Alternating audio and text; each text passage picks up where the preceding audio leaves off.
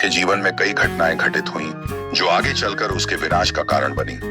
उसकी बहन शूर्पणखा और अन्य राक्षसों के साथ उसने कई राज्यों पर आक्रमण किया और अपनी शक्ति का विस्तार किया। लेकिन एक घटना जिसने उसके जीवन की दिशा बदल दी वह थी एक कन्या का बेटों का जन्म, जो आगे चलकर उसकी मृत्यु का कारण बनी। जब यह कन्या लंका में जन्मी तो लंका के विद्वान पंडितों और ज्योतिषियों ने भविष्यवाणी की कि यह कन्या यदि लंका में रही तो यह निश्चित रूप से रावण के विनाश का कारण बनेगी। यह सुनकर रावण भयभीत हो गया और उसने तुरंत इस कन्या को समाप्त करने का निर्णय लिया। उसने अपने सेवकों को आदेश दिया कि इस कन्या को समुद्र में फेंक दिया जाए, जिससे वह जीवित न रह सके और उसका कोई प्रभाव लंका पर न पड़े। उसके आदेश के अनुसार उसके सेवकों ने इस कन्या को एक बड़े बर्तन में डालकर समुद्र में प्रवाहित कर दिया। लेकिन विधि का विधान कुछ और ही था। यह कन्या समुद्र की लहरों के सहारे बहते हुए दूर एक स्थान पर पहुंच गई और वहां एक राजा को प्राप्त हुई जिसे कोई संतान नहीं थी। उस राजा ने इस कन्या को अपनी पुत्री के रूप में स्वीकार किया और उसका नाम सीता रखा। वह राजा कोई और नहीं बल्कि मिथिला के महाराज जनक थे, जो अत्यंत धर्मपरायण और न्यायप्रिय राजा थे।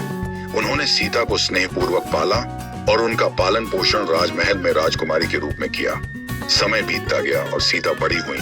उनकी सुंदरता और गुणों की चर्चा दूर दूर तक फैलने लगी। जब विवाह योग्य आयु हुई तो महाराज जनक ने स्वयंवर का आयोजन किया, जिसमें उन्होंने यह घोषणा की कि जो भी शिव धनुष को उठाकर उसकी प्रत्यंचा चढ़ा सकेगा वही सीता से विवाह कर सकेगा। इस स्वयंवर में अनेक राजा और वीर योद्धा आए, लेकिन कोई भी उस धनुष को हिला तक नहीं सका। अंत में अयोध्या के राजा दशरथ के पुत्र श्री राम वहां पहुंचे और उन्होंने बड़े ही सहज रूप से उस धनुष को उठाकर उसकी प्रत्यंचा चढ़ाने का प्रयास किया। और जैसे ही उन्होंने प्रत्यंचा चढ़ाई वह धनुष बीच में ही टूट गया। यह देख सभी राजा चकित रह गए और महाराज जनक ने प्रसन्न होकर श्री राम के साथ सीता का विवाह संपन्न कर दिया।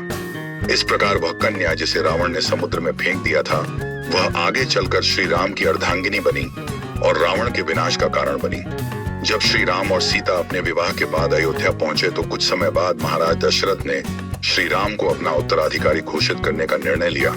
लेकिन माता कैकेयी के वरदानों के कारण श्री राम को वनवास जाना पड़ा। श्री राम के साथ माता सीता और लक्ष्मण भी वन को चले गए। वनवास के दौरान पंचवटी में जब शूर्पणखा का प्रकरण हुआ और रावण ने अपनी बहन के अपमान का बदला लेने के लिए सीता का हरण किया, तब उसे ज्ञात नहीं था कि यही वही कन्या है जिसे उसने जन्म के समय ही लंका से निष्कासित कर दिया था।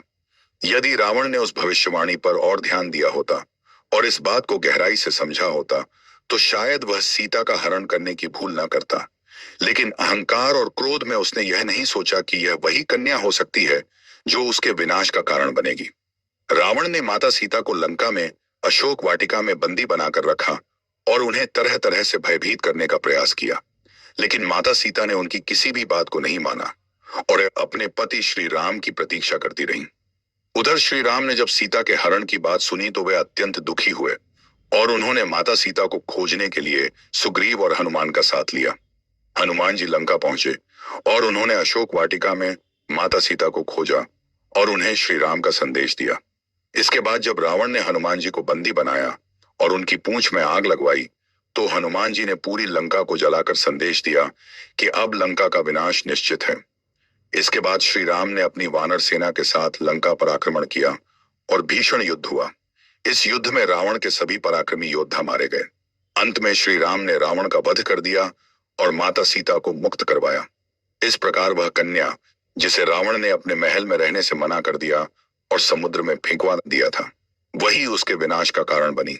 यह पूरी कथा यह संदेश देती है कि कोई भी व्यक्ति अपने भाग्य से बच नहीं सकता, चाहे वह कितना भी शक्तिशाली क्यों न हो, और जो अन्याय करता है उसका अंत निश्चित ही होता है।